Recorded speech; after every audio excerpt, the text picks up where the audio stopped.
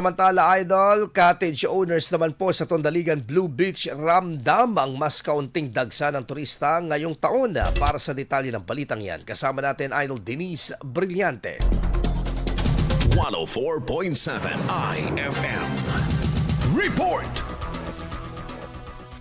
Ramdam na ramdam ng mga cottage owners sa Tondaligan Blue Beach sa Dagupan City ang matinding pagbagsak ng bilang ng mga turistang nagpupunta sa naturang pasyalan ngayong taon. Mula sa tinatayang 1,000 bisita kada araw sa parehong panahon noong nakaraang taon, bumaba na ito sa humigit kumulang 300 turista lamang na direktang nakakaapekto sa kanilang kita. Ayon sa cottage owners, malaking dahilan ng pagbaba ng bisita ang patuloy na pagtaas ng presyo ng petrolyo na nagpapahirap sa mga turista na pumunta sa Dagupan City. Hira na, dati ang pumupunta rito, pagpalagay na lang natin 1,000, ngayon 300 na ang pupunta rito.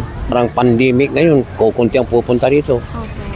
Iniisip nila mahal ang gasolina. Sa kabila nito, may ilang grupo gaya ni Kuya Mario mula Nueva Ecija na piniling bumisita pa rin at sinulit ang kaunting tao sa beach. Mas ganda pong magbiyahe ngayon dahil hindi matraffic. Kaya lang masyadong mahal ang crudo. Parang hindi nga po linggo eh.